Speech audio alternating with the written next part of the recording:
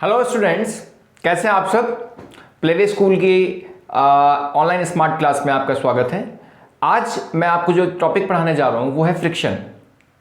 Friction class 6, 7, 8 में काफ़ी अच्छा एक टॉपिक है जिसका एक्सपेंडेड फॉर्म आपको देखने को मिलता है 9th और 10th में।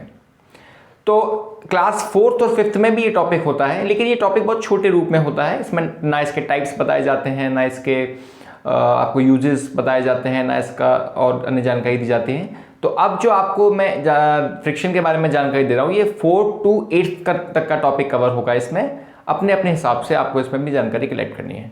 चलिए तो शुरू करते हैं फ्रिक्शन के बारे में। तो फ्रिक्शन के बारे में सबसे पहले हम लोग डेफिनेशन देखेंगे फ्रिक्शन का, फिर फ्रिक्शन कितने टाइप्स के होते हैं ये देखेंगे, और फिर जानेंगे कि फ्रिक्शन कहाँ कहाँ यूजफुल है और कहाँ कहाँ हमारे लिए नुकसानदायी है। ठीक है, चलिए शुरू करते हैं। तो जैसा कि आप देख पा रहे हैं कि फ्रिक्शन को हिंदी में हम लोग जो बोलते हैं उसको बोलते हैं घर्षण। ठीक है, फ्रिक्शन का जो हिंदी का वो है शब्द, इसको बोलते हैं घर्षण। ठीक है, अच्छा, जब फ्रिक्शन जैसे कि जो फोर्स लगता है उसको क्या बोलते हैं, इसको बोलते हैं फ्रिक्शनल फोर्स। फ्रिक्शनल फोर्स, ठीक है। दो सरफेस के बीच में जो फोर्स लगता है उसको बोलते हैं फ्रिक्शन। ठीक है, ये चाहे कैसा हो सकता है फ्रिक्शनल फोर्स। आपका जो फ्रिक्शनल फोर्स है वो एयर में भी अगर कोई चीज है तो वहां भी फ्रिक्शन है, फ्लूइड में भी अगर कोई लिक्विड है तो वहां भी फ्रिक्शन है, और सॉलिड टू सॉलिड भी फ्रिक्शन है। यानी फ्रिक्शन सब जगह है। ये अलग बात है, इसमें सबसे ज्यादा, इसमें कम, उसमें सबसे कम, ये अलग अलग तरीके हैं। ठीक है, तो फ्रिक्शन सब जगह है। नेक्स्ट इसकी डेफिनेशन देखते हैं हम लोग। What is friction? तो फ्रिक्शन के बारे में आपको डेफिनेशन दिखाई दे रही है यहां पे कि फ्रिक्शन इज अ फोर्स। तो सबसे पहली चीज, फ्रिक्शन क्या है? Is equal to a force.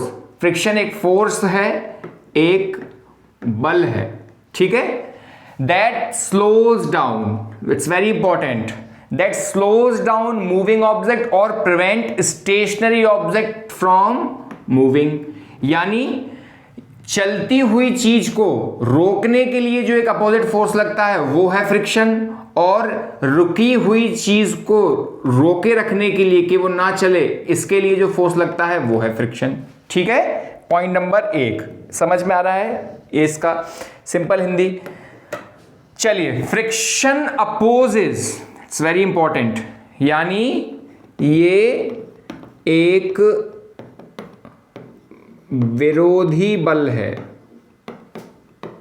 ठीक है, opposes the motion of an object, यानी ये अपोजिट डायरेक्शन में, अपोजिट से आप इसमें ये निकाल सकते हैं, मतलब कि ये हमेशा मूविंग ऑब्जेक्ट की अपोजिट डायरेक्शन में लगेगा। ठीक है, जिसको हिंदी में बोलेंगे उल्टी दिशा में। ठीक है, यानी अगर कोई गेंद या बॉल या कोई ऑब्जेक्ट या कोई कार्टून वगैरह या कुछ भी है आपका, ये आपका इधर दिशा में दौड़ रहा है। ठीक है, ये आपका इधर दिशा में, आप इसको धक्का दे रहे हैं। सपोज मान लीजिए ये एक बच्चा है, ठीक है, और ये इस गेंद को बच्ची धक्का दे रही है, तो ये इस दिशा में धक्का दे रही है। ठीक है, और आपका जो फ्रिक्शनल फोर्स है वो इस दिशा में लगेगा, यानी it's opposes the motion. Alright, चलिए तीसरा पॉइंट जो है, it's very important, that friction is a contact force. 6, 7, 8 वाले बच्चे ध्यान देंगे, कांटेक्ट फोर्स है। ठीक है, इतना डीप में 5th, 6th, 7th, 8 वाले बच्चे समझना है आपको कि ये तभी लगता है जब कोई दो चीजें आपस में कांटेक्ट में हो, ऐसे ऐसे कांटेक्ट में हो, ऊपर नीचे कांटेक्ट में हो, साइड टू साइड कांटेक्ट में हो, कहीं भी हो, जब ये कांटेक्ट में होंगी, यानी संपर्क में। ठीक है, संपर्क में आने पर लगता है। ऑलराइट, ये संपर्क में आने पर लगता है आपका। ठीक है। पॉइंट नंबर 4 क्या है? फ्रिक्शन प्रोड्यूसेस हीट, यानी ये गर्मी पैदा करता है, ठीक है। Friction produces heat. अब फ्रिक्शन प्रोड्यूसेस हीट एक बहुत ही आपका एक सिंपल, आप एक डेमोन्स्ट्रेशन आपको दिखा देते हैं। सर्दी होती है तो आप क्या करते हैं, अपने हाथ रब कर रहे हैं, यानी फ्रिक्शन। देखिए फ्रिक्शन फोर्स, अभी आप आगे देखेंगे कि फ्रिक्शन होता क्यों है। हमारे आपको ये हाथ प्लेन दिखाई दे रहे होंगे, लेकिन ये प्लेन नहीं है, इसमें छोटे छोटे रोम छिद्र हैं, छोटे छोटे अप्स एंड डाउन्स हैं। तो जब ये अप्स एंड डाउन्स आपस में रब होते हैं तो फ्रिक्शन हुआ, घर्षण हुआ, और घर्षण होने पर क्या हुआ, हीट प्रोड्यूस हुई।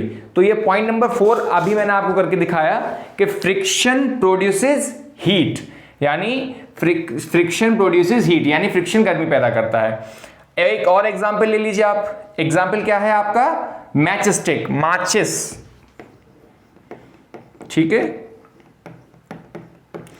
माचिस में आपने देखा होगा कि ये रहा माचिस का डब्बा, इसके इधर और इसके इधर आपने देखा होगा एक कोटिंग होती है एक, ठीक है। इस कोटिंग पर जब आप माचिस की तीली रब करते हैं, जब आप इस तरीके से, जब आप ऐसे करते हैं, इसमें जब आप इसको फ्रिक्शन फोर्स डेवलप होता है तो ये हीट हुआ और गर्म होके ये मटेरियल जो होता है ज्वलनशील होता है, और इससे आपका माचिस की तीली में आग लग जाती है। तो ये भी कोई यदि पूछे कि एग्जाम्पल, तो एक तो ये है, दूसरा आपका रबिंग ऑफ हैंड, कई एग्जाम्पल हैं आपका। टायर्स ऑफ व्हीकल, कभी आप देखेंगे आप कार के टायर, जब गाड़ी आपकी बहुत चल के आए तो आप देखेंगे उसके टायर भी गर्म हो जाते हैं, ठीक है। तीसरा हो गया आपका मशीन के जो भी पुर्जे होते हैं आपने देखा होगा वो गर्म हो जाते हैं, इसीलिए हम लोग ग्रीसिंग वगैरह करके लगते हैं मशीन्स में, ताकि वो कम घर्षण होगा। देखिए सिंपल है, इसमें आप यहां नोट कर लीजिए कहीं भी, देखिए less friction is equal to, यहां कर लीजिए, less is equal to less heat, ठीक है। अब उल्टा, ज्यादा फ्रिक्शन ज्यादा हीट, ठीक है। चलिए, तो आपने देखा जो मैंने आपको बताया था पहले पॉइंट में, सेकंड पॉइंट में आप देखिए, शायद ये देखिए, यहां मैंने दूसरा पॉइंट आपको क्या बताया था, इसको आप एक बार देखें। दूसरा जो मैंने आपको पॉइंट बताया था वो ये था, ये देखिए, friction opposes the motion of an object, ठीक है। तो इसी का आप एग्जांपल देखिए, मोशन हो रहा है यूं, ऑलराइट, मोशन इस दिशा में जा रहा है और फ्रिक्शन इस दिशा में लग रहा है, ठीक है। यानी आप एक कोई ईंट का टुकड़ा लेते हैं और आप इसको यहां से धक्का देते हैं, तो ये इजीली चलती चली जानी चाहिए, धक्का दे रहे हैं, क्यों नहीं जाती है, क्योंकि नीचे जो ये सरफेस है, मान लीजिए आप एक टेबल पे ही रखे हैं, suppose this is a table and this is a brick, okay. अब आपको लग रहा है कि टेबल बिल्कुल प्लेन है, ठीक है, आपको लग रहा है ईंट बिल्कुल प्लेन है, लेकिन जब आप इसको माइक्रोस्कोप से देखेंगे तो छोटे छोटे दरारें ईंट में भी मिलेंगी, छोटी छोटी दरारें टेबल में भी मिलेंगी, ठीक है। ये ब्रिक की दरारें, ये टेबल की दरारें, ये आपस में जब होता है तो इसमें ये घर्षण होता है, इसलिए ये इस डायरेक्शन में लगता है, इस डायरेक्शन में लगता है। तो जितना स्ट्रांग आपका फोर्स होगा उतनी ही आगे आपकी धक्का दी गई चीज, ईंट हो, कुछ भी हो, बॉल हो, वो जाती है, ठीक है। तो आपने समझ में आ गया कि मोशन की हमेशा उल्टी डायरेक्शन में चलेगा, ठीक है। चलिए, कॉजेज ऑफ फ्रिक्शन, कॉजेज का मतलब कारण, फ्रिक्शन के क्या कॉज हैं, ठीक है। तो सबसे पहला आप समझिए इसमें, when one surface moves over another there grooves, जिसकी मैं बात कर रहा था ना, ये दरारें जो मैं ये इस तरीके से कह रहा था, इसी को बोलते हैं ग्रूव्स बेटा, ठीक है। तो grooves and ridges gets caught up with each other, ये आपस में ऊपर के मटेरियल की दरारें, ठीक है, ऐसे समझ लीजिए, और नीचे के मटेरियल की दरारें, ये आपस में कांटेक्ट में आ गई, ठीक है, आपस में कांटेक्ट में आ गई। और यहां आपने देखा ही था फ्रिक्शन क्या है? कांटेक्ट फोर्स है, आपस में कांटेक्ट में आ गई तो यहां पे क्या लगना चालू हो गया? फ्रिक्शन। ठीक है, चलिए। And other with each other and slows down the motion, this called friction. ठीक है, तो कोई भी चीज है, अब आप ऐसे ही समझिए, एक सिंपल सा एक आपको एग्जांपल देते हैं कि आप जब किसी भी चीज को, जब आप मोटरसाइकिल से चल रहे हैं, ठीक है, सपोज आप मोटरसाइकिल से जा रहे हैं, तो आप जब मोटरसाइकिल से जाते हैं तो ये पहियों और रोड के बीच में, आपने देखा होगा रोड ऐसा क्यों नहीं करती है सरकार, एक रोड पे टाइल्स लगा दे, सरकार के पास पैसे की कमी तो है नहीं, ग्रेनाइट लगा दे, बिल्कुल चिकने से चिकना पत्थर लगा दे।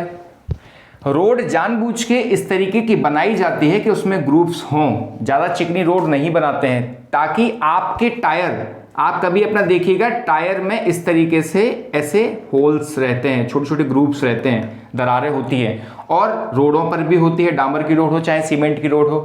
तो क्या होता है, इन दोनों के उसमें आपस में ग्रूव्स में जगह फिल होती है और हमारा फ्रिक्शन कॉज होता है। ठीक है, तो यानी सरकार इसीलिए चिकनी रोडें नहीं बनाती है ताकि हम लोग फिसले नहीं, फ्रिक्शन बना रहने देना चाहिए। ये एक फ्रिक्शन की अच्छी चीज है कि हम लोग फ्रिक्शन की वजह से ही चल पाते हैं।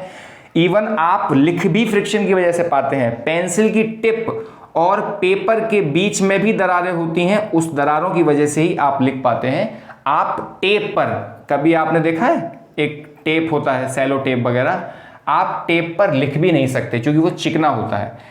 किताब के कवर पर आपने देखा है पेंसिल नहीं लिख पाती है आपकी, क्योंकि वो चिकनी होती है। ठीक है, चलिए ये देखिए आप डायरेक्शन ऑफ मोशन और अटेम्प्टेड मोशन। अब आप देखिए इसमें ये बता रहा है डायग्राम, ये डायरेक्शन ऑफ मोशन यानी मोशन की दिशा, या जिस भी दिशा में हम मोशन लगाना चाहते हैं, धक्का लगा रहे हैं इसको। ठीक है, ये एक लॉग है, इसको हम धक्का लगा रहे हैं, सॉरी,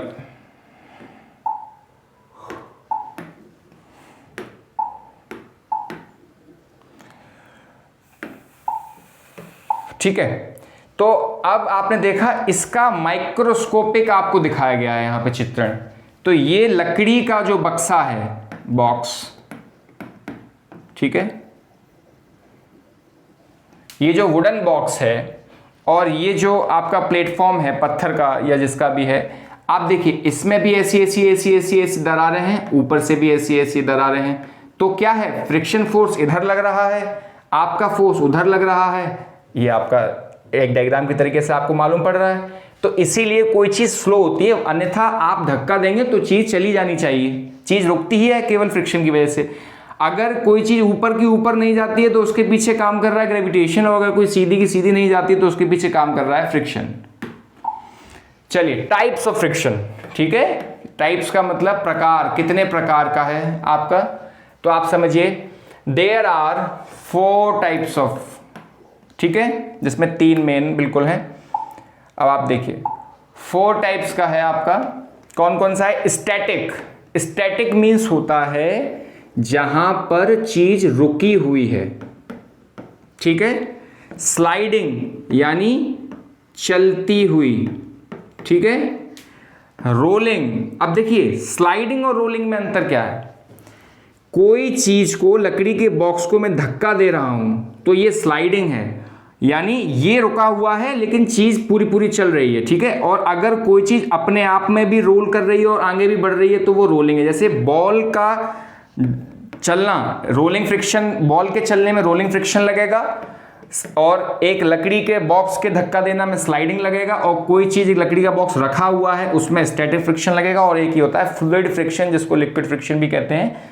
ठीक है, इसको आगे अपन देखते हैं। आ जाइए स्टैटिक फ्रिक्शन। स्टैटिक फ्रिक्शन में आपको मैंने बताया था, सेम वही है। Static friction is a force that keeps an object at rest, it must be overcome to start the moving the object. ठीक है, यानी कोई चीज यदि एक रेस्ट में है, रेस्ट का मतलब रुका हुआ, ठीक है, या आराम वाला रेस्ट नहीं है, रुका हुआ।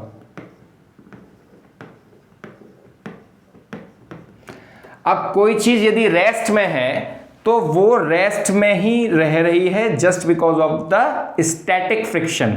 स्टैटिक का मतलब समझिए आप, स्टैटिक का मतलब हो गया यहां पर जो बिल्कुल तटस्थ है, ठीक है।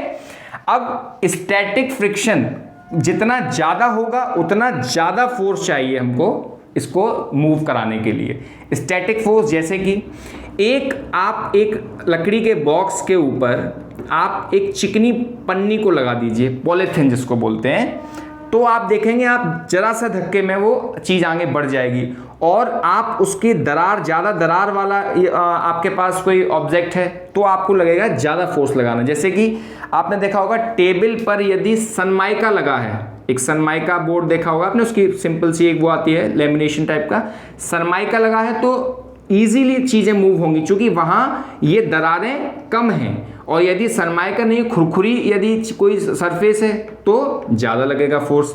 तो समझ में आ गया, किसी चीज़ को मूवमेंट में लाने के लिए आपको जितना ज़्यादा स्टैटिक फ्रिक्शन है उतना ही ज़्यादा आपको फोर्स लगाना पड़ेगा। जैसे कि ये देखिए आप, इसमें क्या है, ये स्टैटिक यानी चीज़ जो रुकी हुई है अभी ये रेस्ट में है, इसको मूव करने के लिए उतना ज़्यादा फोर्स लगाना पड़ेगा जितनी ज़्यादा यहाँ पर फ्रिक्शन होगा। ये डिपेंड करता है नीचे की सरफेस के ऊपर और ऊपर की सरफेस के टाइप के ऊपर, ठीक है। चलिए, स्लाइडिंग फ्रिक्शन, जैसा मैंने आपको बताया सरकता हुए चीज में किसी में फ्रिक्शन लगेगा, refers to the resistance. Resistance means जानते हैं ना सभी लोग, रेजिस्टेंस मींस भी रुकावट, ठीक है। Created by any two object with sliding against each other, ठीक है। किसी भी चीज को यदि रुकी हुई चीज, कोई नीचे आपका एक स्टेशनरी प्लेटफॉर्म है, ये उस पर कोई चीज हम स्लाइड कर रहे हैं या हो रही है, उसके दौरान में लगने वाले फोर्स को स्लाइडिंग फ्रिक्शन कहते हैं, ठीक है। स्लाइडिंग फ्रिक्शनल फोर्स, जैसे कि ये देखिए, ये है, आप देख पा रहे होंगे ना, इसमें भी ये ग्रुप्स हैं, इसमें भी ये ग्रुप्स हैं, ठीक है। तो ये स्लाइडिंग फ्रिक्शन, ये ऊपर भी हो सकता है, यदि ये इधर जा रहा है तो फ्रिक्शन इसको प्रॉपरली अपोज कर रहा है, ठीक है। नेक्स्ट देखते हैं रोलिंग फ्रिक्शन। ये rolling friction is the force resisting the motion when a body such as ball, बताया था ना मैंने आपको पहले, बॉल, टायर, व्हील, इसमें कॉमन क्या है अब ये बताएंगे हमें। कॉमन सबसे पहला चीज ये है कि ये चीज खुद भी घूमती है, बॉल खुद भी घूमती है चलते में, टायर खुद भी घूमता है, देखिए टायर भी आगे बढ़ रहा है लेकिन वो खुद भी घूम रहा है, व्हील खुद भी घूम रहा है और आगे बढ़ रहा है। तो ये रोलिंग फ्रिक्शन है। रोलिंग और स्लाइडिंग में अंतर समझ में आ गया होगा, ये इंपॉर्टेंट है, ठीक है। ऑन अ सरफेस यानी इसमें फ्रिक्शन सबसे कम लगेगा क्योंकि ये खुद भी, तो जो ऑब्जेक्ट है वो खुद भी फोर्स क्रिएट कर रहा है और उसकी आगे चलने के लिए भी यहाँ पर भी कम हो रहा है फ्रिक्शन, ठीक है। तो ये इसमें सबसे कम है। और सबसे, अब आप ऐसे ही समझ जाइए कि सबसे कम किस में होगा हमारा, रोलिंग फ्रिक्शन में सबसे कम फोर्स लगेगा जो फ्रिक्शन, फिर स्लाइडिंग में, और सबसे ज़्यादा जो रुकी हुई चीज़ है उसमें। जैसे कि एग्जाम्पल देखिए, मूविंग फोर्स कहाँ लग रहा है, इधर, और ठीक है, यानी जो मोशन है वो भी इधर है और फ्रिक्शन किधर है, इधर है, ठीक है। तो इसमें सबसे कम होने के कारण ही यही है कि एक तो हमारा मोशन भी जिस दिशा में जा रहा है, ट्रक इस दिशा में उसका इंजन काम कर रहा है, उसका टायर भी इधर दिशा में काम कर रहा है, फ्रिक्शन इधर दिशा में लग रहा है, ठीक है। तो ये आसान है। फ्लूइड फ्रिक्शन, देखिए फ्लूइड फ्रिक्शन का क्या है, the friction on moving object through fluid such as air and water is called fluid friction. जैसे कि आपने, जैसे मैंने आपको बताया, इसमें कंफ्यूज होने की कतई जरूरत नहीं है, कांटेक्ट फोर्स है, ठीक है। फ्रिक्शन जो है वो कांटेक्ट मारने पर लगता है। तो जब मैं जमीन पर चल रहा हूं तब मेरे जूते या मेरी चप्पल की सोल में आपने देखे होंगे कुछ दरारें होती हैं, कुछ होल्स होते हैं, जिनसे आपने देखा होगा ना, जो जिनके जूते चिकने हो जाते हैं, जिनके जूते के सोल वो इजीली सरक जाते हैं, जिसको बोलते हैं रपटना, ठीक है। तो ऐसा क्यों होता है, क्योंकि उसमें ग्रूव्स खत्म हो गए, अब फ्रिक्शन हमारा कम लग रहा है। तो इसीलिए आपने देखा होगा फुटबॉलर्स के में तो बहुत सारे कांटे लगे होते हैं, उन कांटों को बोलते हैं स्पाइक्स, ठीक है। तो अब आप ये समझिए, क्या मैं हवा में अगर चल रहा हूं तो क्या फ्रिक्शन नहीं लग रहा है, यस, तो भी लग रहा है, तो कम लग रहा है बस, ठीक है, लेकिन लग रहा है, तो उसको ही बोलते हैं हम लोग फ्लूइड फ्रिक्शन, ठीक है। पानी में पानी में तैरने में क्या फ्रिक्शन नहीं लग रहा है? यस लग रहा है, तभी तो, वरना तो एक बार के तैरने पे एक बार के हम लोग हाथ पैर मारने में बहुत दूर निकल जाएं, लेकिन फ्रिक्शन लग रहा है उसमें भी, ठीक है। This friction force is that called fluid exerted on object is called drag. Yes, इसको ड्रैग बोलते हैं। This frictional force that fluid exert on object is called drag. क्या बोलते हैं इसको? ड्रैग, ठीक है। चलिए, it depends on following reasons. किन चीजों पर डिपेंड करता है? पहला तो शेप, यानी उसका आकार, कैसा आकार है, speed of the object with respect to the fluid, ठीक है। अब आपने देखा होगा कि यदि कोई एरोडायनामिक चीज़ है, एरोडायनामिक शेप की चीज़ है, तो उसमें क्या होगा? फ्रिक्शन कम लगेगा। जैसे आपने देखा होगा, ये जो साइकिलिस्ट होते हैं, जो साइकिल चलाते हैं, वो थोड़ा सा झुककर चलाते हैं साइकिल, इसीलिए कि उनका जो शेप है या हवा है, उसका हवा का फ्रिक्शन कम से कम लगे और इस तरीके से उनको निकल जाए। यदि कोई चीज़ ऐसे लगी होगी तो फ्रिक्शन पूरा इस तरीके से लगेगा, तो वो आपने देखा होगा झुक के। तो यानी शेप, कैसा शेप है, स्पीड ऑफ द ऑब्जेक्ट, और उसकी स्पीड कैसी है। ऑब्वियसली बात है, धीमी स्पीड पर फ्रिक्शन ज़्यादा लगेगा, तेज स्पीड पर फ्रिक्शन लगेगा, तो उसको नलीफाइड करने के लिए हमारे पास बहुत सारे स्पीड से हम उसको नलीफाइड कर सकते हैं, ठीक है। चलिए, एडवांटेजेस ऑफ फ्रिक्शन। वॉक करना आसान है फ्रिक्शन की वजह से, ये आपको मैंने बता दिया। क्या कि जमीन और पैर और जमीन के बीच में फ्रिक्शन लगता है, तभी चल पाते हैं, तो क्या है? आसान है चलना। Without friction we can not write को मैंने आप क्यों नहीं लिख सकते, मैंने आपको बता दिया। पेन, ये रहा पेन, ये रही कापी के पन्नों की दरारें और पेन की टिप की दरारों के बीच में फ्रिक्शन लगता है, इसलिए हम लोग लिख पाते हैं, ठीक है।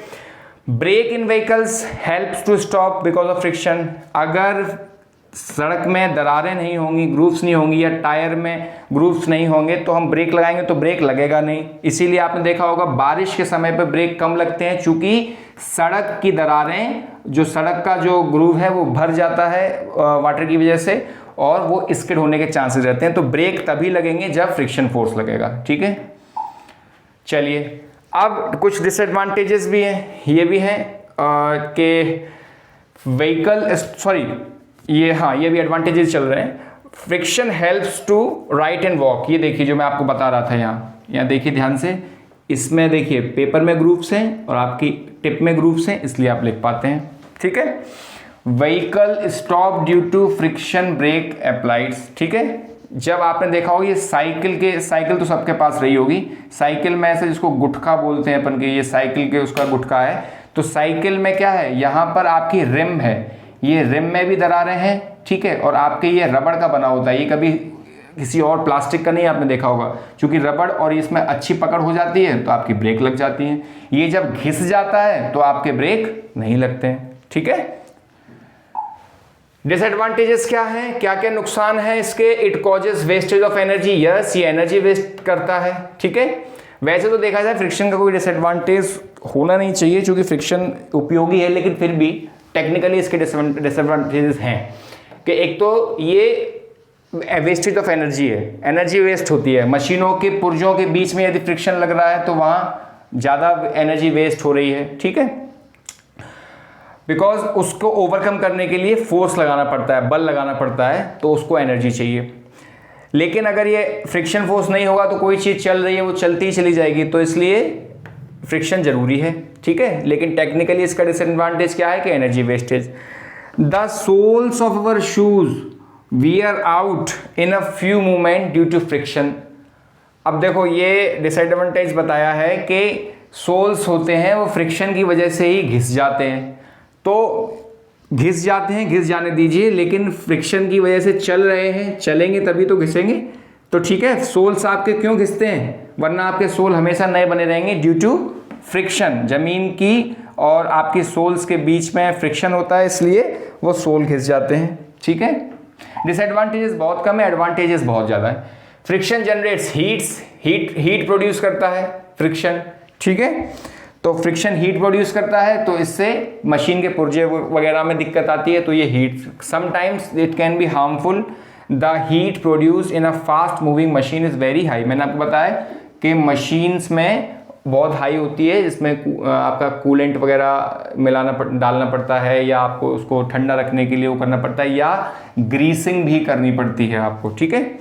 Proper arrangement should be made to cool down the machines को कूल करने के लिए प्रॉपर अरेंजमेंट करने पड़ते हैं, अदरवाइज ये क्या हो जाती है, डैमेज हो जाती है। लेकिन मशीन चल ही फ्रिक्शन की वजह से रही है, फ्रिक्शन की वजह से चलने के बाद ये छोटे मोटे उसके डिसएडवांटेज हैं, लेकिन फ्रिक्शन की वजह से ही मशीन चल रही है, ठीक है। क्योंकि अगर दोनों के बीच में फ्रिक्शन नहीं होगा तो कोई चीज चल ही नहीं पाएगी। ये देखिए आपको जो बताया था, the soles of shoes being damage due to friction. ये देखिए यहाँ चिकना हो जाता है, ये घिस जाते हैं, ठीक है। ये देखिए आप सबने देखे होंगे, तो ये फ्रिक्शन की वजह से घिस जाते हैं, यानी अब इनको पहनना रिस्की है। अब यहाँ पर रोड के कांटेक्ट में आने पर फिसल जाते हैं। या आपने केले का छिलका देखा होगा, बनाना, ठीक है, जब हम रोड पर डाल देते हैं तो उसमें क्या होता है, उसमें स्टिकी नेचर का होता है ना वो, उसका बनाना पील।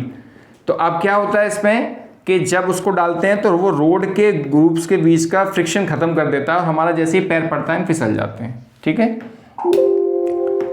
ऑलराइट, पार्ट 2 इसका देखते हैं हम लोग। डिक्रीजिंग फ्रिक्शन, कैसे डिक्रीज करते हैं फ्रिक्शन को, हम कैसे कम करते हैं। तो फ्रिक्शन को कम पॉलिशिंग से कर सकते हैं फ्रिक्शन को कम, ठीक है। पॉलिशिंग करते हैं, आपने देखा होगा किसी चीज को स्मूथ करने के लिए पॉलिश करते हैं, ठीक है। लुब्रिकेशन, जो मैंने आपको बताया, आप सभी के घर में वो होगा, दुकानों में शटर होते हैं, वो जब जंग लग जाती है तो उनको लुब्रिकेट करते हैं। चैनल होते हैं इस तरीके से, उनको करते हैं, गेटों में लगाते हैं, ठीक है। ऑयलिंग ग्रीसिंग वगैरह करते हैं, मशीनों में लगाते हैं, ठीक है।